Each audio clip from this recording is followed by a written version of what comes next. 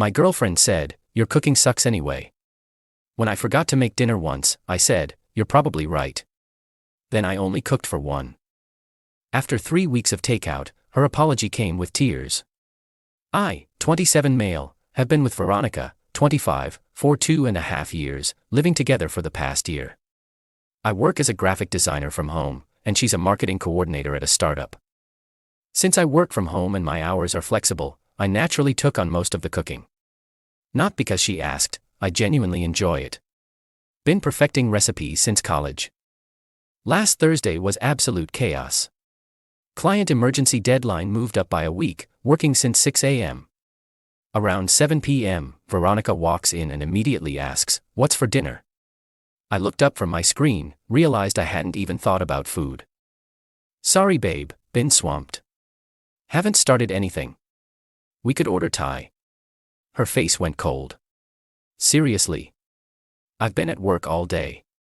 "I've been working all day too, just got caught up with this project." "Your cooking sucks anyway." "I only eat it to be polite." Record scratch moment. 2.5 years of meals. Homemade pasta, Sunday roasts, her favorite butternut squash soup I made every time she was sick. "You're probably right," I said quietly, turning back to my screen. She looked surprised, maybe expected me to argue. "Well, yeah, order whatever you want, I'm going to shower." That night I ordered one pad thai, for myself. When she came out asking where her food was, I shrugged. "You said my cooking sucks, figured you prefer getting your own." The look on her face. Priceless. "You're being petty." "No, I'm being considerate. Wouldn't want to subject you to my terrible cooking anymore." She ordered her own food, slammed around the kitchen making a point of how inconvenient it was.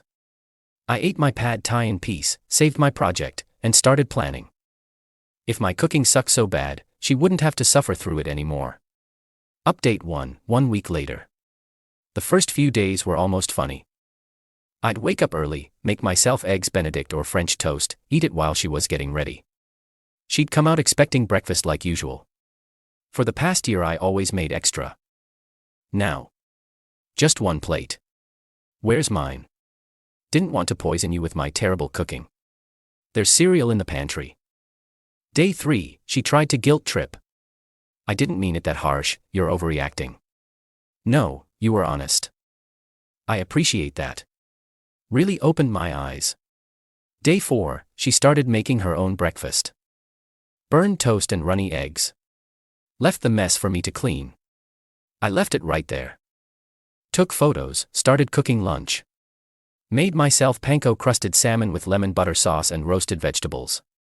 The whole apartment smelled incredible. She worked from home that day, conveniently, and came out asking if I made extra. Nope, just one serving. Your Uber Eats history shows you know plenty of good places though. She spent $18 on a mediocre sandwich. By day 7, things escalated. Her best friend Cassidy came over for what was supposed to be our regular Sunday dinner. I was in the kitchen making beef Wellington. Yes, beef Wellington, for one. Cassidy, smells amazing, can't wait to eat. Me, oh, I'm only making one portion. Veronica says my cooking sucks so I don't cook for her anymore. Cassidy looked at Veronica who turned red. He's being ridiculous. I made one comment. One honest comment, I corrected. Hey Cassidy, there's a great pizza place that delivers. Menus on the fridge. Watching Veronica try to explain to her foodie best friend why we were ordering pizza while I ate beef Wellington was delicious. Cassidy kept looking at my plate, then at Veronica, clearly doing the math. But here's where it gets good.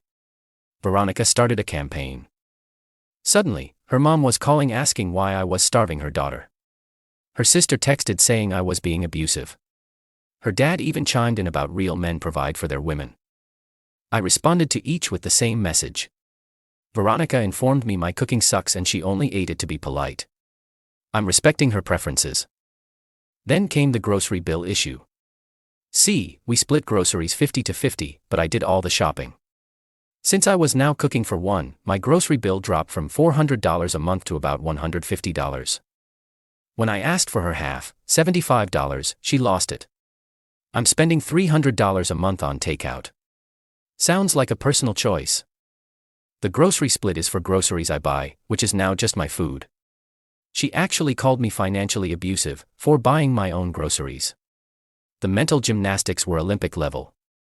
Update 2, 2 weeks in. Week 2 started with Veronica attempting to cook for herself. Attempt is the key word. She made spaghetti, somehow burnt the bottom while the top was still crunchy. The smoke alarm went off twice, she threw the whole pot in the sink and stormed off. I made myself carbonara that night, from scratch, with homemade pasta. She ate cereal in angry silence. Tuesday, she tried to compromise. Okay, I'm sorry I said your cooking sucks, can we go back to normal now? Do you actually think my cooking is good or are you just hungry? Silence. That's what I thought. I'm good with the current arrangement. Wednesday was when she went nuclear. Posted on social media about how her boyfriend was withholding food as punishment and creating a hostile living environment. The comments were mixed until I responded with a simple, I offered to cook for you. You said my cooking sucks and you only ate it to be polite. I'm respecting your opinion, you have full access to the kitchen and groceries. Her friend started asking questions she couldn't answer. Like why she wanted food that supposedly sucked. Like why she couldn't cook for herself. Like why a grown woman needed her boyfriend to feed her. Thursday, her mom showed up unannounced with groceries. Tried to guilt trip me while Veronica sat there looking smug. A good man takes care of his woman, regardless of silly fights. I agreed, that's why I'm not forcing her to eat food she finds disgusting anymore. That would be cruel. Her mom tried to cook dinner for us, emphasis on tried. Burnt the chicken, under-seasoned everything, rice was mush. I politely declined and made myself a quick stir-fry. The CBF from both of them could have powered a wind farm. Friday was the break-in point. Veronica's company had their monthly potluck. She signed up to bring her famous spinach artichoke dip. The one I'd been making for her for 2 years that everyone loved. The one she'd never made herself. She asked me Thursday night to make it. But my cooking sucks. This is different. It's for work. So you want to take my sucky cooking to work and claim credit for it? It's not like that. What's it like then? She couldn't answer. Tried to make it herself that night. Failed spectacularly. Tried again Friday morning. Worse somehow. Ended up buying something from the store and trying to pass it off as homemade. Her coworker, who follows my cooking Instagram, called her out immediately. But Saturday was my masterpiece. I invited my buddy James and his wife over for dinner. Didn't tell Veronica. Spent all day preparing a 5-course meal. Appetizers, soup course, salad, main, duck confit, dessert, creme brulee. The works. Set the dining room table for 3. When they arrived, Veronica assumed she was included. Went to sit down. Oh, that seat's for James. You said my cooking sucks, remember? She stood there, in front of our friends, while I explained the situation. James' wife, Nicole, actually gasped when I got to the only eat it to be polite part.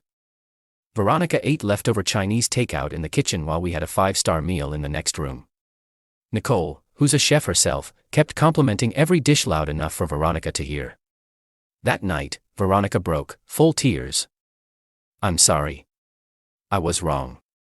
Your cooking is amazing. Please, I can't do this anymore. I've spent $500 on food this month.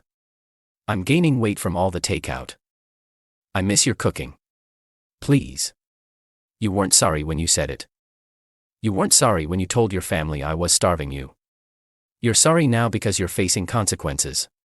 What do you want from me? Nothing. I want nothing from you. I'm actually thinking about the whole relationship now. If you could lie about something as basic as enjoying my cooking for 2.5 years, what else are you lying about? Final update, 3 weeks later. The 3rd week was desperation mode. Veronica tried everything. Cooking classes. Quit after 1 lesson.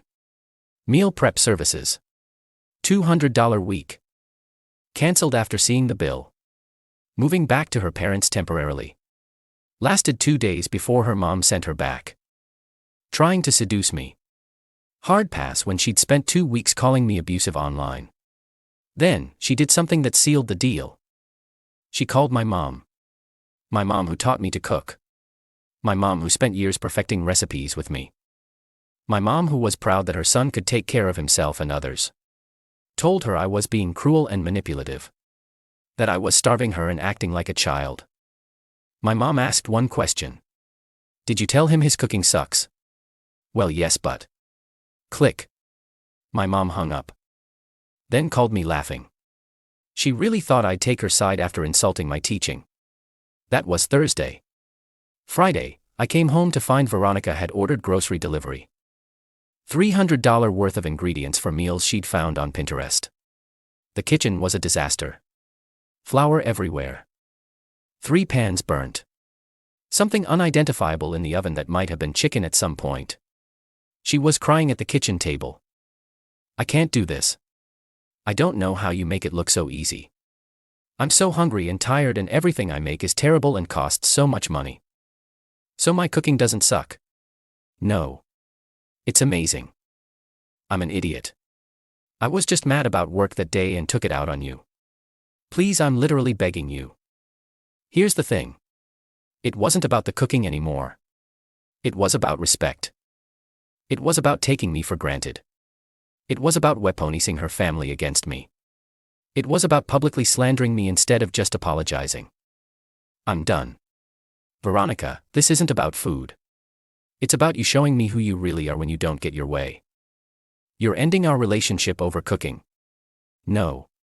I'm ending it over respect. Pack your things. The meltdown was epic. Called me every name in the book. Said I'd wasted her time. That no woman would put up with someone so petty that I'd die alone. I just kept cooking my dinner. 1 perfectly seared ribeye. Garlic mashed potatoes. Grilled asparagus. She was still screaming while I plated it. Seriously? You're cooking right now? Yeah. 4-1. Like I have been for 3 weeks. She moved out that weekend. Tried to take some of my kitchen equipment. I had receipts for everything. She left with her clothes, her makeup, and her injured pride. Posted all over social media about her abusive ex who used food to control her. Most people who knew us saw through it, especially after I posted my side with screenshots of her texts admitting she lied. It's been a month now. I'm dating someone new. Met her at a cooking class I started taking for fun. She thinks this whole story is hilarious and regularly tells me my cooking is amazing. Genuinely. With specifics about what she likes. Veronica. Last I heard, she's living with her parents, eating her mom's cooking and complaining about it to anyone who'll listen. Her sister reached out to apologize. Said Veronica admitted she was wrong but was too proud to apologize properly. Too proud to apologize but not too proud to eat cereal for 3 weeks while I ate like a king. My cooking doesn't suck. She did.